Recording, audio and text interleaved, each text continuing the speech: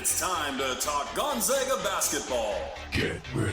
It's the Spokesman-Review Zags Insiders Podcast. Here we go. Here's Jim Meehan and Richard Fox. Good Monday morning. Welcome back to the Zags Basketball Insiders Podcast. Jim Meehan with the Spokesman-Review, Richard Fox, TV analyst for Gonzaga broadcasts on SWX and KHQ. Good week for the Zags to get the season started, Foxy. They go 2-0, a win over Texas Southern, which we already talked about in last week's debut show, and then added one over Oklahoma. SEC team picked 12th, I believe, in that league, and an NCAA tournament team a year ago. And another opportunity tomorrow night, Tuesday night, when number 23 Creighton comes to the Kennel. Second home game of the regular season for the Zags. And then it's at Arizona State on Friday night, which may be a little tougher matchup than people think, even though ASU was picked last 16th in the Big 12. Can't believe it, in the preseason polls. So Foxy, way too early for all this stuff to matter, but the Zags were 21 in the preseason poll, AP poll, moved up a couple spots. They're now 19th. In Ken Palm, they're number 8. That's where they were in the preseason ratings there. And then number 5, I believe, in Joe Lunardi's first bracketology. So really won't have a good feel for all those things, especially brackets and projections like that, until the net rankings come out. And that's probably, a month or two away. So let's go through the week that was. Texas Southern. Didn't we hit Texas Southern, or was that the day of the... No, it was the day of the pod.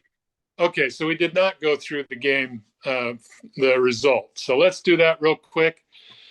Zags get easy win, 98-43, if I remember right. But a stumbling start for the first 10 minutes. Just didn't look good at either side of the ball. And then the bench came in, the defense kicked in, offense hit its stride, and the blowout was on. I think the bench had 48 of the 98 points, almost half. That bench could really, if they keep the rotation the way it is, that could really be a very productive outfit coming into the game. What was your take on the opener, Foxy? Yeah, I agree with you. Slow start. It felt disjointed. It felt like they were frenetic on the offensive end in particular. Early in that game, they were really way too quick to settle for the three-pointers. The first half, 40% of their shots came from behind the arc. And you saw it, they started settling down about last 7-8 minutes of the first half, and you really saw in the second half how they want to play. Only 21% of their shots came from behind the three-point line. They really were deliberate, getting the ball inside to Huff and Ike. But 19 assists, 13 turnovers against a Texas Southern team that plays awfully hard and has some quickness on the perimeter, but a lot of those turnovers were just careless. And I think this is what we're going to see. I mean, it's a bunch of new guys that haven't played together in real games, and it's going to take Gonzaga, like all these programs for the most part, some time to come together and figure out roles and how they play. And if you're coming in, it's not just learn how to. I'm not just learning how to play with you, Jim. I got to learn how to play in the coach's system. Right. Good thing we got about 10 years of doing this. Right. But then you look at guys like Worley and Smith. I mean, they hadn't played in 965 days. Ventures hadn't played in something like 1,365 days. Yeah. 3 guys right away have played in a meaningful game in an awfully long time. I wasn't surprised by how disjointed it was to start.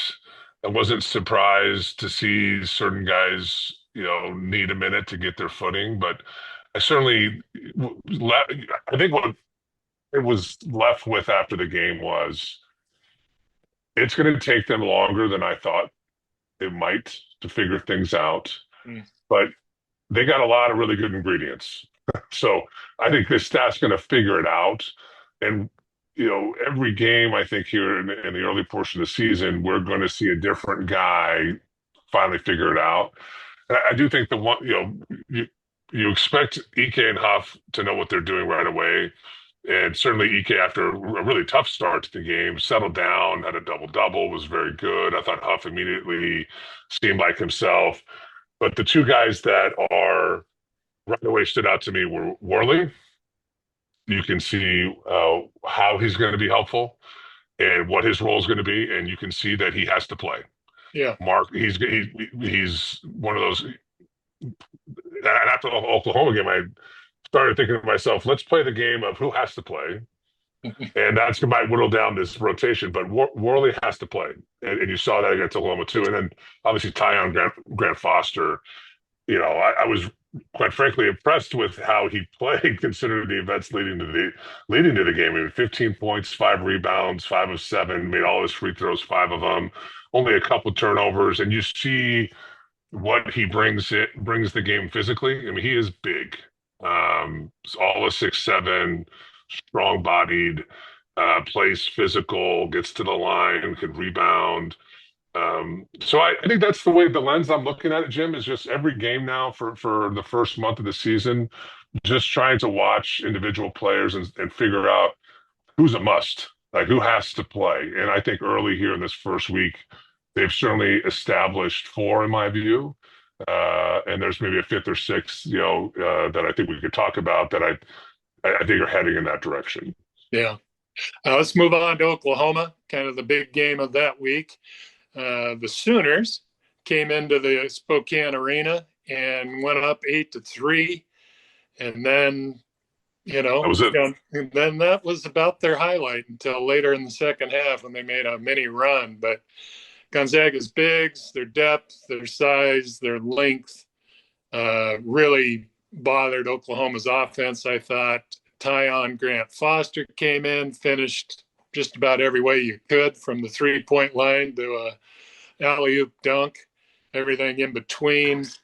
Worley, outstanding again at both ends of the floor. Mario St. Superi came in off the bench, looked very good. Their offense really kind of kicked in when he showed up off the bench. So basically, and that defense, that first half was very good on the defensive side. 30 points for Oklahoma, shot maybe 30%, 31%, something like that. Just under 31, yeah. Yeah, so it's kind of the way you draw it up. If you're Gonzaga, from the chalkboard to the court, what they did against Oklahoma. Yeah, look, Gonzaga plus 12 on the glass in the first half at 11 second chance points, only four turnovers, turned over the Sooners 10 times. And you mentioned it when opening the conversation on Texas Southern, the bench, 21 points for Gonzaga to Oklahoma was 5. Yeah. And you can see it's just reaffirming what I think everybody on planet Earth that follows Gonzaga presumed, which is the strength of this team is going to be, at least if not the whole year, certainly early in the year, the front line. And both Grant and Braden were really, I thought, solid in the first half. Ike 5 of 7, 6 rebounds. You could see he's real comfortable out of the double team now. Had some nice feeds. And then Worley and Grant Foster, I mean, Worley's, he's just a Swiss Army knife, right? I mean, you could put him at multiple positions and he can function. But I think offensively, he's going to do his damage cutting and around the basket, rebounding. And so he's effectively part of that front line. I mean, he's basically a power forward, I think, on the offensive end. And that's usually what defines your position, is where you need to play on the offensive end and where you score. Yeah. I was really impressed with him. 9 points, 4 of 6 from the field, but 5 rebounds. And then Grant Foster, I mean, he'll get his legs under him 11 minutes, but you said it. I mean, 10 points, scored in a variety of ways, had 4 rebounds. And I really like how the wing players are able to help on the glass. This should be a team that's dominant on the boards on both ends. They certainly were in the first half against Oklahoma. And I thought the second half, I mean, it felt a little bit like as you got to the 8 minute mark, Gonzaga took their foot off the pedal a little bit. Oklahoma had that run, and then Yeah. Gonzaga reaffirmed control of the game. And then obviously you've got some garbage time there late. But, um, you know, it's just hard for me because I don't know if Oklahoma's any good. You know, I mean, I don't. You could convince me that they'll figure it out and they'll be a top 8 team in the SEC, and that's a lock for the tournament. Or you could tell me they're going to finish in the bottom 3 in that league, and I'd be like, yeah, I could see that too. You know, Yep. it's hard. Um, but what they are is they're not a dominant team. They're not a top end team, and um, so I think Gonzaga's having certainly a better test this week with Creighton and maybe even Arizona State. But you know, let's talk about it. I mean, leaving the Texas Southern game, I was worried about their point guard play. If you looked at the combination of Mario and Smith, I mean, they were 7 of 22 from the field. Let me actually pull that. No, apologies. 11 points, 7 assists, 3 of 12 from the field, 2 of 7 from three. And I left that game thinking that's a huge void. I think we all underestimated. We just didn't spend enough time thinking about what it means to lose someone like Ryan Nembhard. And it felt pretty evident to me that they got to figure that bit of it out. And I think you said, I mean, I liked bits of pieces of what I saw with Mario against Texas Southern, but certainly he's so young, you have concerns. And then I thought he looked like a completely different player against Oklahoma. I mean, he's listed at 6'3". To me, he looks bigger. He certainly plays bigger. He's a thick-bodied kid. And what I like about him when he's on the floor is he takes chances. He makes some really high-level plays Yeah. that I wonder if Smith can make given his size, but also just I think it's evident Mario's a more talented kid. Um, I mean, against Oklahoma, what did he do? Mario was 26 minutes, 8.6 assists, 4 rebounds, 3 steals, just 2 turnovers, and he struggled to shoot the ball, but had he shot it just a little bit better, he would have had 12 to 13 I points. think he knocked down a 3, if I remember. He was 1 of 3, from Yeah. the 3-point line, Okay. 3 of 7 from the field, but they've got to figure that spot out. And I really thought Mario made a strong case that I'm your guy at this spot. And if you look at the rotation there in the second half, I mean, Smith just played 5 minutes. I wonder what we see moving forward at that spot.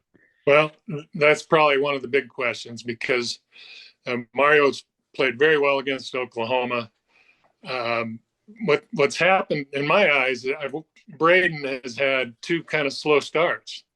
His very first shift in each game, just not much happening there. Now he was much better in his second half runs, and I think the same thing against Oklahoma. He got some stuff done.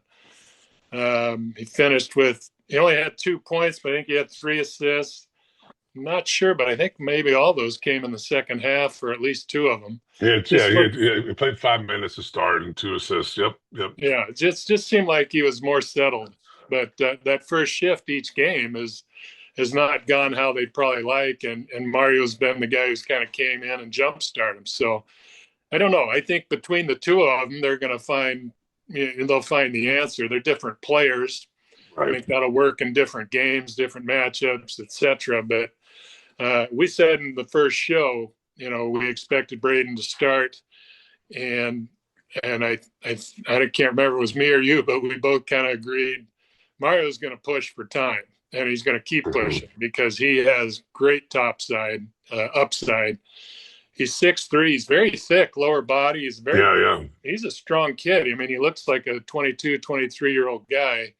And if you watch his highlights from some of his FIBA, from his Spanish national team, the kid, he's one of those, no fear, lots of confidence, doesn't look out of place at all. Looks like he belongs. And he's I don't know if he's 19. I don't know what age he is, but he just kind of has that air to him.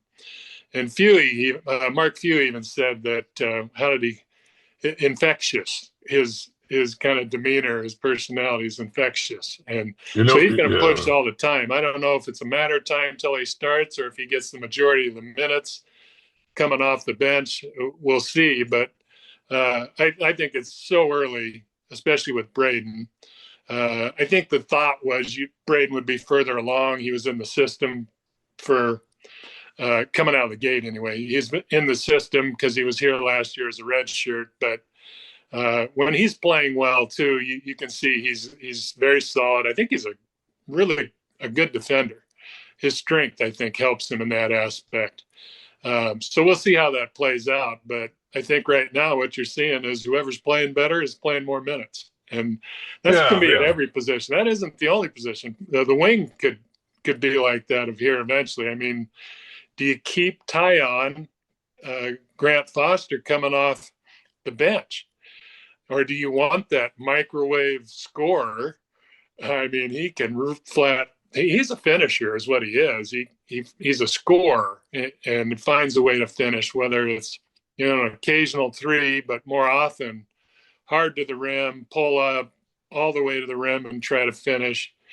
Do you keep him coming off the bench to just have that spark of scoring?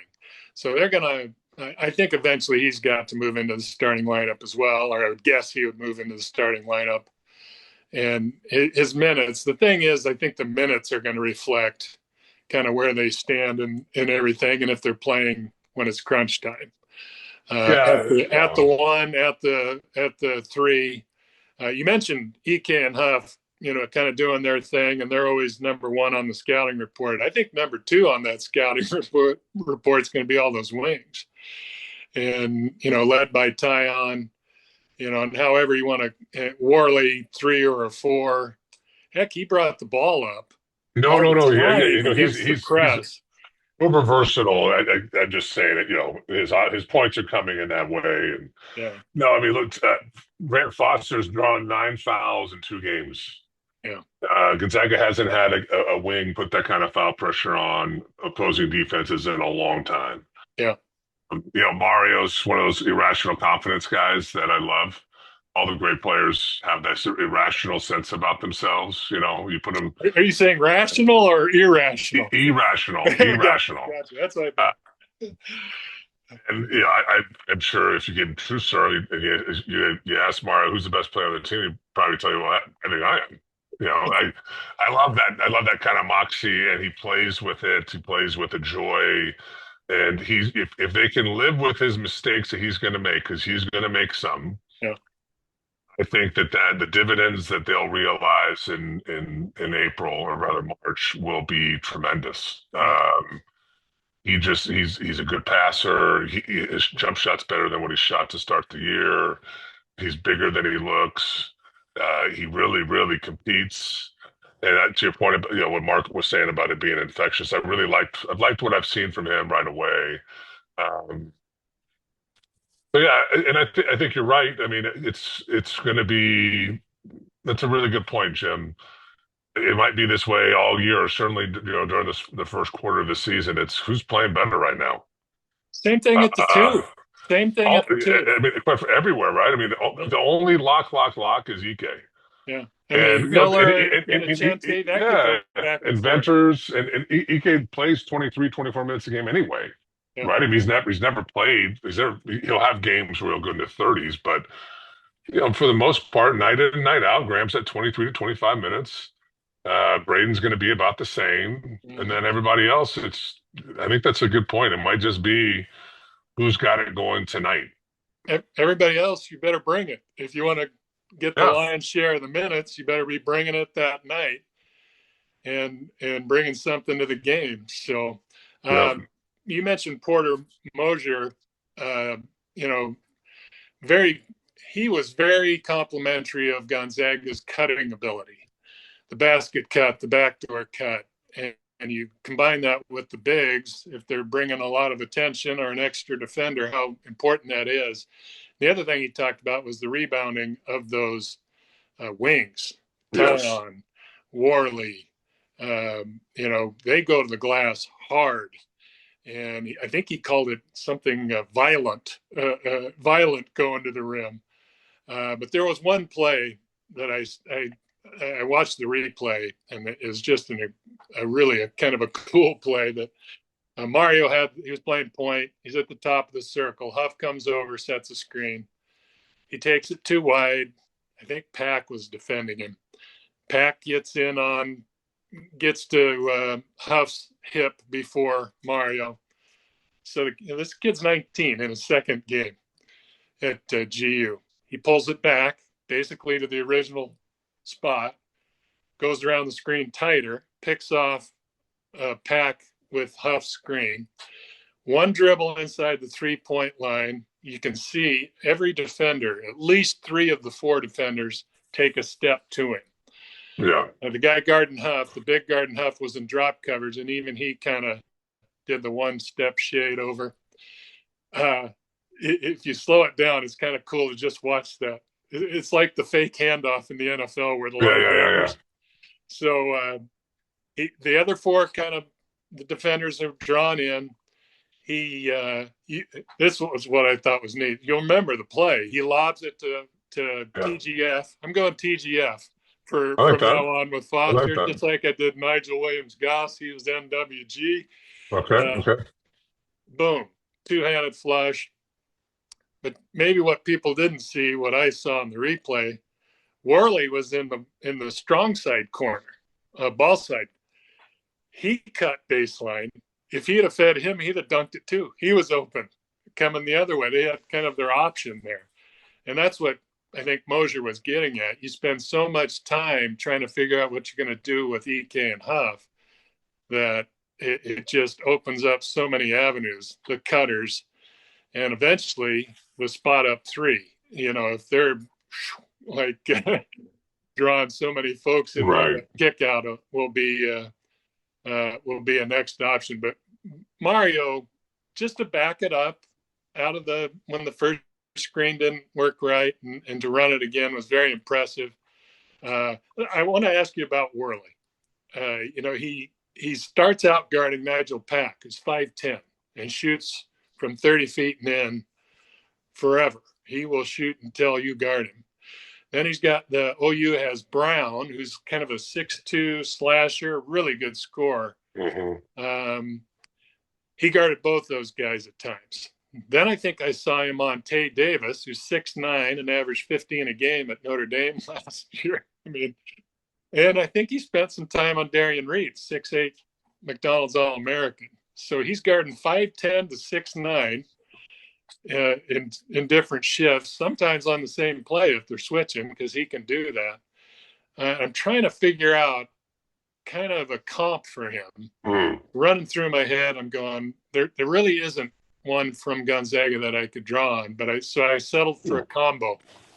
I've got the Joel Ayayi, baseline cut guy, doesn't have to have the ball guy to score, might get a putback. However, you're not running plays for him necessarily, but he'll find a way to get his 8 or 10. Then you got a little bit of Anton, does all the dirty work, all the tip outs, all the hitting the boards, all the tough stuff. And Earl Knight, kind of how he can guard. He could guard big, little, quick enough, all those things.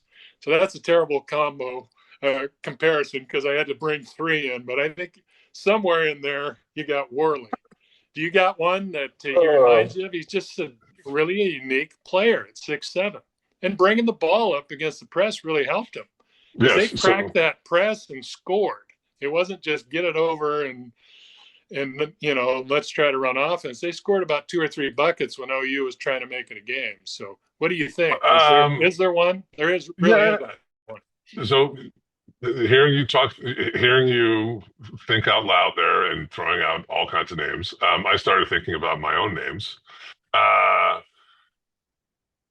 They're not the same player at all, but in the way that they move and the way, particularly on the defensive end, I think of Ryan Woolridge, who played on that team that the season got canceled. Ryan, I forget where he transferred from, a relatively small school, But if you remember Ryan, I mean, he was one of those just so smooth, like glided around the floor, super high level athlete, really good on the defensive end. He was a bigger guard, could guard one, two, three. Not certainly not big guys, Yeah. but he just had an impact, and he shot a career high when he was here, and Morley's not going to shoot threes, but that's the comp I have for him defensively, where when you watch Worley play, you forget he's 6'7".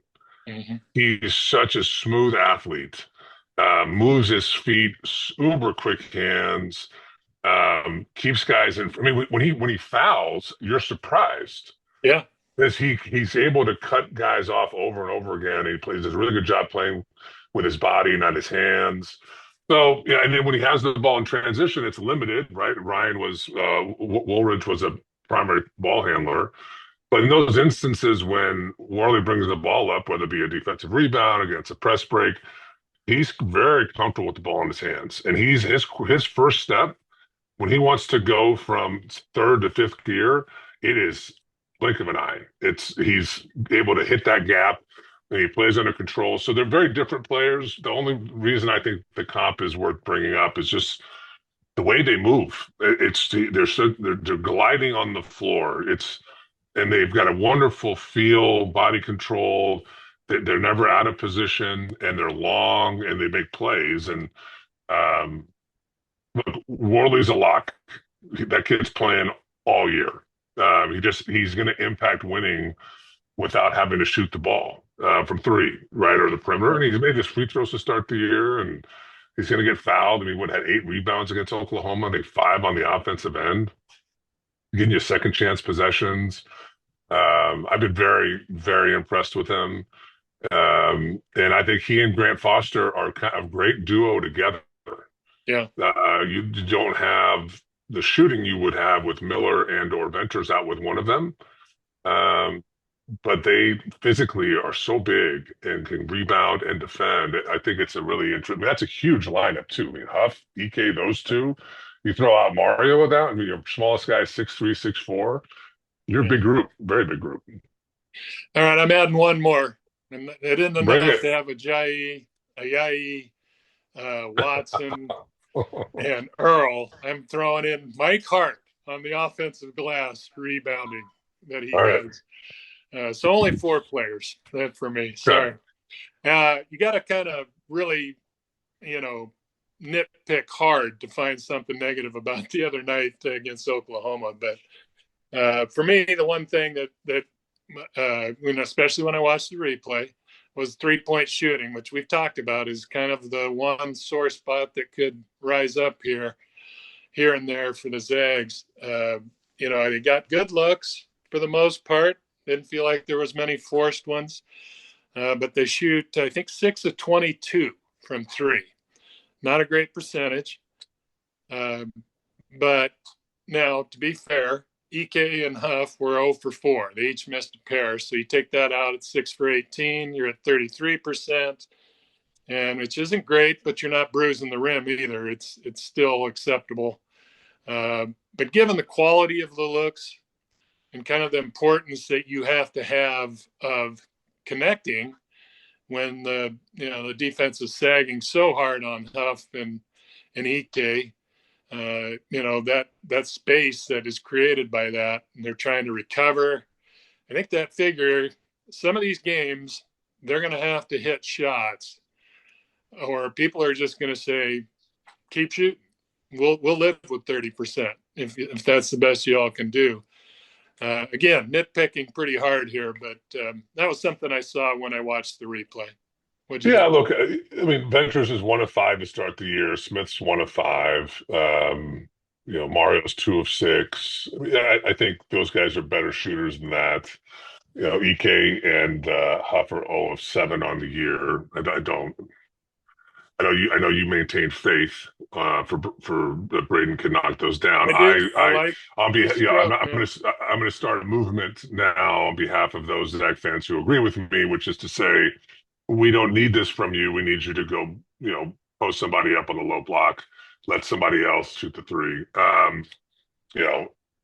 There's a difference between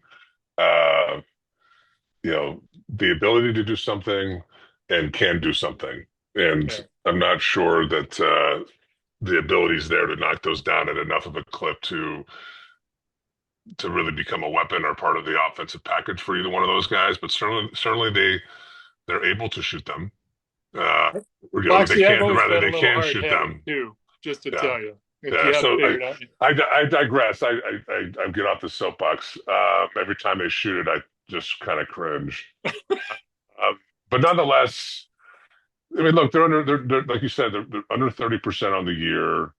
I mean, if you take out the seven, what is that? That's going to be, they're at 35. If you take out Huff and EK, so, but those shots count too. Those shots are part of possessions, so Sure. you can't just completely ignore it. But I think I have the same concern you do. I need to see this for a period of time, given the last couple years and the struggle and inconsistency, really more than anything, from three. Because certainly you're going to have games where you shoot it at a good clip, and that's awesome. But over the course of an entire season, you want to see consistency from behind the 3-point line. It's felt like the last couple years, not only were they really inconsistent, but when they got consistent, it often felt like they got consistent on the wrong end of things, right? They would Yeah. put together a stretch of games where they really struggled from three. So, I mean, returns are really early. I'm not going to freak out about it, but I'm watching it just like you are. Um, can they find consistency beyond the 3-point line? Time will tell. Well, let's move ahead. This week, a couple more big matchups for Gonzaga. First off, Creighton, which I think was 23rd in the first poll. I'm assuming they moved up as well, a spot or two. This is a good team coming to town. I watched a little bit of their game against, I think it was South Dakota State in the opener. And much like Oklahoma, graduated or lost. A lot of their key guys, everybody will remember Ryan Kalkbrenner, the 7'1" center. I think he's with the Charlotte Hornets now, playing pretty good. 4-time Big East Defensive Player of the Year, 4-time every year. So pretty impressive, and could score it a little bit as well. And so what do? They do what every college basketball team does. They reloaded through the transfer portal. They do have a few returners that are pretty good. And that mix is how teams are putting the rosters together this year. Transfers and a few holdovers. So what they brought in was a couple of Iowa transfers, 6'10" Owen Freeman, can really score the ball. Had an off-season knee surgery, so they weren't sure quite how healthy he was going to be, but I believe he put up 19 and 19 minutes against the Bobcats. Man, it might not be the right nickname. Let's go with South Dakota State. Sorry about that. But obviously, and he was dunking, he was running the floor, so that probably put their minds at ease about his knee and how soon he'd be back. Also, another Iowa transfer, Josh Dix, who is a 6'6" wing, good scorer, shooter, all-around player. Brought back Jackson McAndrew, 6'10" kid that I think Very was all interesting freshman player. in Big East. Yeah, Nice very player, interesting rangy, shoots it. A couple more transfers. Blake Harper, 6'7" guard, can really score it. Nick Graves, I think, is another addition. One's from, I think, Charlotte, I want to say. Yeah, Graves is from Charlotte. Yeah, the other, is it Howard? I'm trying to go off the top of my head, which is scary. Which guy was that? Blake Howard, I believe it is. Is that right? Blake Harper. Yeah, Blake Harper. Blake Harper. That's yeah, right. yeah, From yeah, Howard. from Howard. Yeah. Okay. So anyway, they've got some size. I think the matchup of their big three, if you want to call it that, with Freeman and McAndrew, they got another kid named Trout, I believe, that's real strong kid, 6'10", returning guy, versus the Huff EK. You add in Josh Dix versus the Zags wing trio that you're going to see. That should be a pretty good matchup in the front court. What stands out to you about this matchup coming in? Okay, I think Creighton matches up with Gonzaga physically pretty well. They've got real size. You mentioned Trout, Freeman. Both those kids are 6'10", north of 230 pounds. They have real experience in college.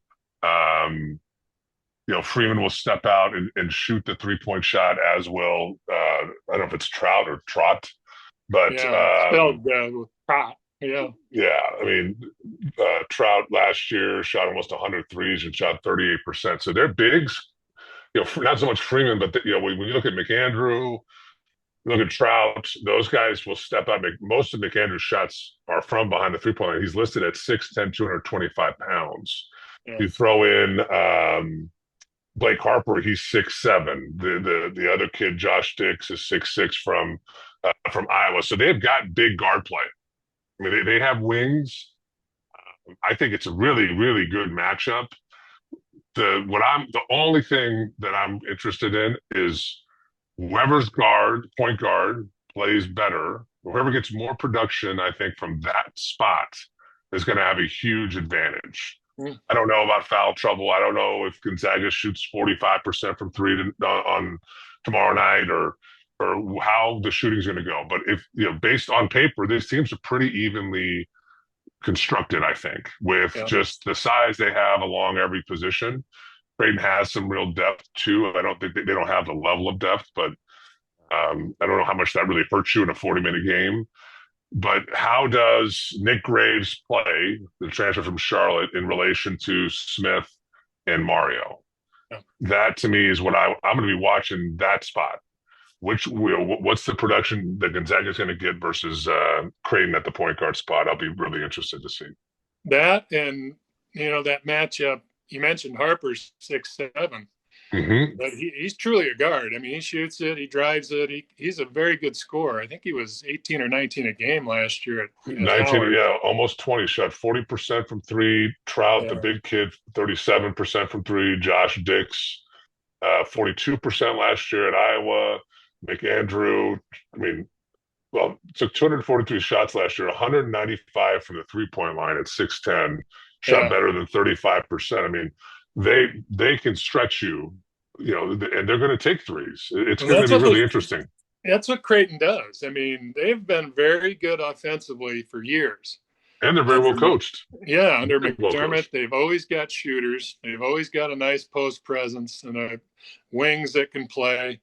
Zags have played them a couple times, and they're a handful to stop. It's just Gonzaga's been able to score, even more prolific pace than Creighton and win those games when they've played each other. But Harper at 6'7", I can really picture Inocente drawing that assignment, being a key matchup. And then any of the wings, even Miller, could end up on him, guarding him. And that's going to be very important in the outcome as well. I think you're dead on. That point guard play is going to be very, very important, not only this game, but every game for Gonzaga, because the other pieces seem to be pretty much in place.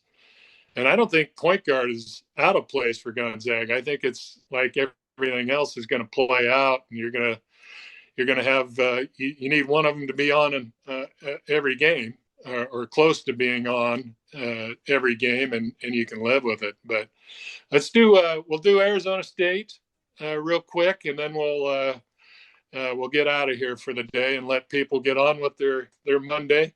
Arizona State in Tempe. The Zags beat them last year in Spokane. Pretty tough game. I think it was an 8-point game. Arizona State has some athletes, has some transfers, have some kids the Zags are very familiar with as well. They're 2-0, but like I mentioned earlier, picked last in the Big 12. I was shocked when I saw that in the preseason poll. They're number 76 in Ken Palm. So if if that were a net ranking, which it isn't, but they're usually in the same vicinity when you see it in Ken Palm, that almost would be a quad one, because I think it's 1 through 75 on the road would be a quad one for Gonzaga. So this is a team that they may not have the preseason accolades, but they have some athletes, they have some proven scorers, proven players at the college level, and they got a really interesting big kid, Masamba Diop, 7'1" from Senegal, very kind of lanky. They listed him, I think, at 230 or 235. He doesn't look that 230, heavy, yeah. but man, he runs the floor. Shot blocker. He's hit a couple of threes. He's at 16 a game. Mo Odom, a name Zags fans will remember. I think he was at Pacific and then went to Yeah, Pepperdine. yeah. Just a very clever, solid playmaking guard. Ton of assists in his first 3 years. He had the other night against Utah Tech 14 points, 6 rebounds, 6 assists, and 3 steals. The Zags will remember that night in Malibu where Pepperdine, I think, was one of the bottom 2 or 3 teams in the league. Mhm. And it was a battle royale in the second half. Zags win by 7 in Malibu. He had 24 and 8 that night. And one more familiar name, Marcus Adams, who was a Zag for about a minute a couple years ago, maybe in 2023, I want to say. He went to Kansas, then left there, came to GU, left there, went to BYU, played maybe 1 or 2 One minutes, game. got One game. hurt, Yeah. got hurt. So then he ended up at Cal State Northridge, I believe, last year and turned into a very good player, 16 and 5 for them, can shoot the 3. To be fair, I think he had some family issues at that time, serious family issues when he was changing schools there. So 6'8" kid, very talented. So they have some intriguing pieces, but they do have some injury issues. I think they have a couple, 2 or 3 guys that they're not sure their status, if they'll be able to play. I got to believe with Gonzaga coming to town that the healing process might get speeded up there a little bit. But size at the post, can they deal with? I looked earlier. They started Jop, who's 7'1", and I think 2 6'11" forwards in their first 5. So obviously they're going to have some size. Can they deal with Gonzaga's bigs? Can Gonzaga deal with that guard line with Mo Odom and another kid named Anthony Johnson, who had 17 in their opener? Those look like the matchups to keep an eye on. What do you see with the Arizona State Gonzaga game? Well, also, did you talk about Santiago Trout? He's from the San Diego guy. Yeah. I mean, yeah, he's 6'11". He started. Look, I mean, that's what. But Bobby Hurley's seat's about one of the hottest in the country. You know, when it comes to coaching changes. I mean, they've not been able to find the consistency. This is the era of college basketball. I mean, look, this is my professional.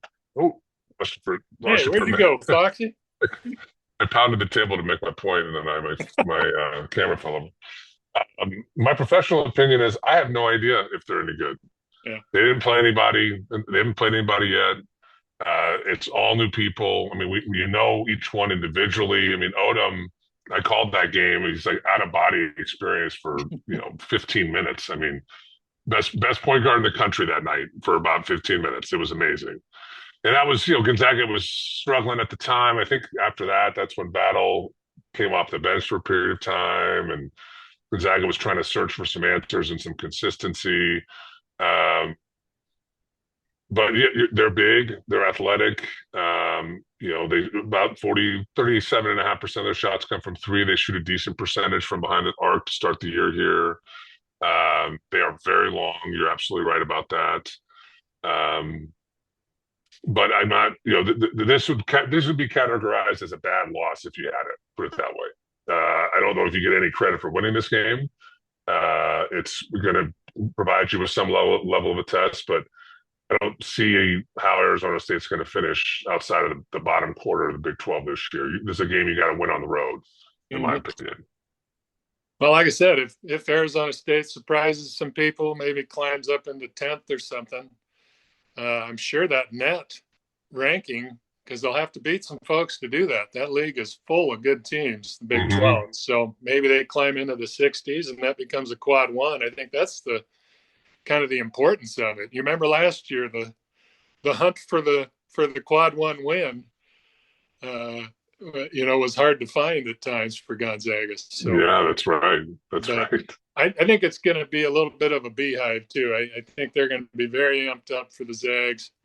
Kind of a, we can beat these guys. We got beat at their place last year. We've got some pieces here that might give them trouble. So we'll see how it plays out. But big week ahead for the Zags. Hey, that's going to do it for us today. You can catch us wherever you find your podcasts. Christy Burns, thank you for helping us out as always. She will put it up on YouTube and then also on the spokesman.com website. I'll try to link to it here in an hour or two so you all can catch this episode. So thanks for tuning in. We got more coming next Monday. We'll see you here in a week.